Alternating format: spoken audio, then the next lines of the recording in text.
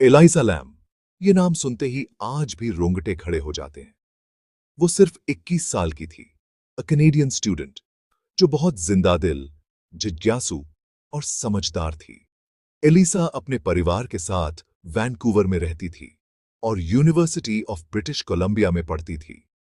उसे सब सेंसिटिव और थॉटफुल मानते थे और उसे लिखना बहुत पसंद था, खासकर अपने ब्लॉग पर। वहां वो अपनी मेंटल हेल्थ की स्ट्रगल्स के बारे में खुलकर लिखती थी। इतनी सारी परेशानियों के बाद भी वो दुनिया घूमने का सपना देखती थी। जैसे बाकी यंगस्टर्स, वो एक्सप्लोर करना चाहती थी, नए एक्सपीरियंसेस लेना चाहती थी और खुद को ढूंढना चाहती थी। लेकिन किसी ने नहीं सोचा था कि उसकी जर्नी इतनी मिस्टीरियस तरीके से खत्म होगी। उसकी कहानी उस दशक के सबसे पजलिंग केसेस में से एक बन गई। आखिर इलाइसा लैम के साथ क्या हुआ उस आखिरी रात इनफेमस सेसिल होटल में? आज भी दुनिया जवाब ढूंढ रही है। उसकी कहानी सिर्फ एक मिसिंग लड़की की नहीं है। इट्स अबाउट डर, सस्पेंस और वो सारे सवाल जो आज भी हमें परेशान करते हैं। जनवरी 2013 के एंड में एलिसा ने एक एडवेंचर के लिए निकलने का फैसला किया। वो वैंकूवर छोड़कर सोलो ट्रिप पर west coast of United States घूमने गई। उसका प्लान था San Diego, Los Angeles, Santa Cruz और सैन फ्रांसिस्को जाना। वो रोज अपने पेरेंट्स को कॉल करती थी, उन्हें अपनी जर्नी के अपडेट्स देती थी। उसने मोस्टली बस और ट्रेन से ट्रैवल किया। सैन डिएगो में एलिसा जू गई और पिक्चर्स ऑनलाइन डाली। उसकी ट्रिप अच्छे से चल रही थी। वो लॉस एंजलिस, यानी सिटी ऑफ ड्रीम्स, पहुंचने को एक्साइटेड थी। उसने डाउनटाउन एलए के सेसिल होटल में रूम बुक किया। जनवरी 26, 2013 को एलिसा सेसिल होटल पहुंची। उसे पहले शेयर्ड रूम मिला था, लेकिन रूममेट्स ने उसकी अजीब हरकतों की शिकायत की, तो उसे प्राइवेट रूम दे दिया गया। फिर भी एलिसा अकेले सिटी घूमती रही, लोकल अट्रैक्शंस देखती रही। उसके परिवार ने आखिरी बार जनवरी 31 को उससे बात की थी। उसके बाद सब साइलेंस। उसके पेरेंट्स परेशान हो गए। आखिर उन आखिरी घंटों में क्या हुआ? सेसिल होटल कोई आम होटल नहीं है। 1924 में बना ये होटल डाउनटाउन लॉस एंजलिस में है। शुरू में इसे लग्जरी ट्रैवलर्स के लिए बनाया गया था, लेकिन धीरे धीरे इसकी रेपुटेशन बदल गई। अब ये होटल अपने डार्क हिस्ट्री के लिए जाना जाता है। मर्डर्स, सुइसाइड्स और अजीब घटनाएं। कई इनफेमस क्रिमिनल्स और ट्रैजिक इवेंट्स इससे जुड़े हैं। यहां सीरियल किलर रिचर्ड रमीरेज यानी नाइट स्टॉकर भी रह चुका है। होटल होमलेस, एडिक्ट्स और परेशान लोगों का ठिकाना बन गया। सेसिल की दीवारों ने जितना डर देखा है, उतना शायद ही किसी जगह ने देखा हो। गेस्ट्स को अक्सर अजीब सा फील होता था। कुछ ने भूत देखने की बात की, स्ट्रेंज आवाजें सुनी और बहुत भारी एटमॉस्फेयर बताया। होटल की डरावनी रेपुटेशन वक्त के साथ और बढ़ गई। कुछ लोगों के लिए सेसिल खुद एलिसा की कहानी का एक कैरेक्टर था, अ साइलेंट गवाह उसकी किस्मत का। एलिसा लैम को नहीं पता था कि होटल में कौन से सीक्रेट्स छुपे हैं, लेकिन जल्दी ही वो खुद उस लेजेंड का हिस्सा बन गई। जनवरी 31, 2003 को एलिसा अचानक गायब हो गई।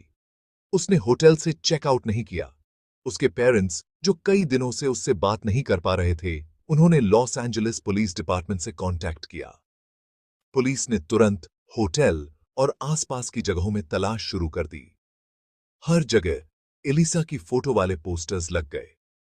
होटल स्टाफ ने बताया कि एलिसा को उन्होंने अकेले देखा था। वो पास की बुक स्टोर में फैमिली के लिए गिफ्ट्स लेने गई थी। शॉप असिस्टेंट ने कहा एलिसा खुश और फ्रेंडली थी, लेकिन उसके बाद वो बिना कोई निशान छोड़े गायब हो गई। होटल में उसकी तलाश में कुछ नहीं मिला। उसके सारे सामान अभी भी उसके कमरे में थे। हर दिन उम्मीद कम होती जा रही थी। पुलिस ने गेस्ट्स और एम्प्लॉयज से पूछताछ की, लेकिन किसी ने कुछ अजीब नहीं देखा। होटल का बड़ा लेआउट तलाश को और मुश्किल बना रहा था। कॉरिडोर्स, स्टेयरकेसेस, छुपे हुए कोने, इतनी जगह थी सीक्रेट्स छुपाने के लिए। जैसे जैसे दिन बीतते गए, होटल के गेस्ट्स में डर और अफवाहें फैलने लगीं। आखिर एलिसा कहां गई? क्या वो छुप गई थी या कुछ और ज्यादा डरावना चल रहा था? फरवरी 14, 2013 को LAPD ने एक अजीब वीडियो क्लिप रिलीज किया। ये होटल के एलिवेटर का CCTV फुटेज था, जो उसी रात का था जब एलिसा गायब हुई थी। पूरी दुनिया ये वीडियो देखकर शॉक में आ गई। एलाइसा का बिहेवियर वीडियो में बहुत अजीब था। वीडियो में एलाइसा एलिवेटर में दाखिल होती है। वो कई बटन्स दबाती है, बाहर झांकती है और जल्दी से वापस अंदर आ जाती है। वो कभी डरी हुई लगती है, कभी कंफ्यूज्ड और कभी प्लेफुल भी। वो अपने हाथ अजीब तरीके से हिलाती है, जैसे किसी इनविजिबल इंसान से बात कर रही हो।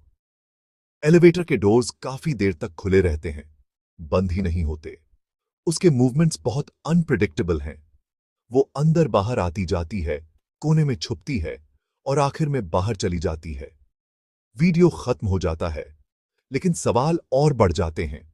क्या कोई उसे पीछा कर रहा था? क्या उसे हेलुसिनेशंस हो रहे थे या फिर कोई सुपरनैचुरल चीज थी? यह वीडियो ऑनलाइन वायरल हो गया।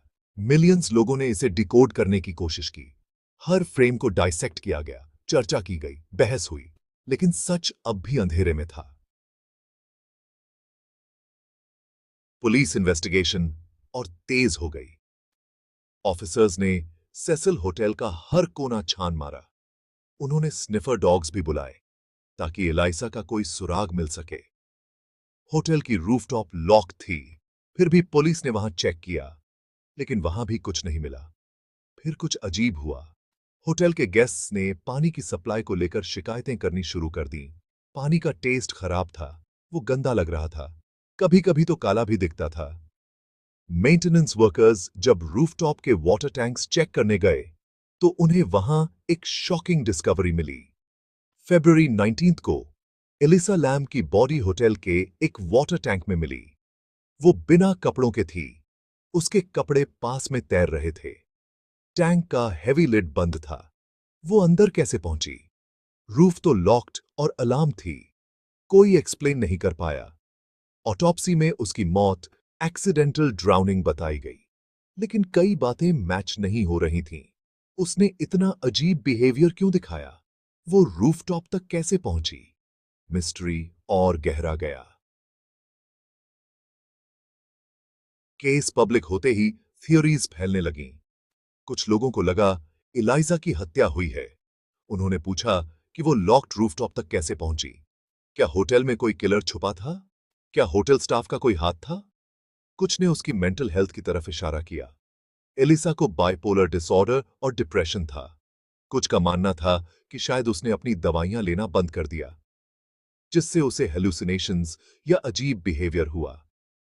एलिवेटर वाला वीडियो भी इसी थ्योरी को सपोर्ट करता है, लेकिन सारी बातें एक्सप्लेन नहीं करता। कई लोग सुपरनैचुरल थ्योरीज भी लेकर आए। होटल का डार्क हिस्ट्री भूत प्रेत और कर्स की बातें बढ़ा देता है। कुछ ने कहा एलिसा पर किसी ईवल स्पिरिट का साया था या सेसिल में भूत थे। ऑनलाइन फोरम्स में अजीब आइडियाज और डरावनी पॉसिबिलिटीज की भरमार थी, लेकिन थ्योरीज के बावजूद पक्के सबूत नहीं मिले। हर जवाब के साथ नए सवाल खड़े हो गए और सच अब भी दूर था। ऑफिशियल इन्वेस्टिगेशन के बाद भी कई सवाल बाकी हैं।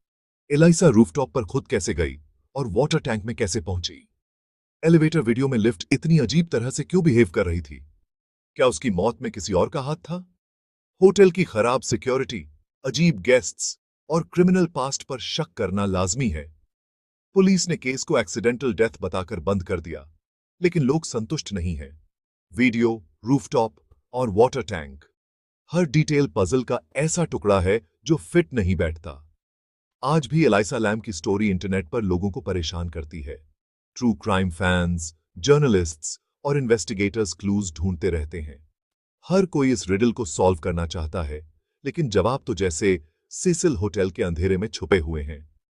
क्या हम कभी पूरी सच्चाई जान पाएंगे, या एलिसा की आखिरी रात हमारे वक्त के सबसे बड़े रहस्यों में से एक ही रहेगी?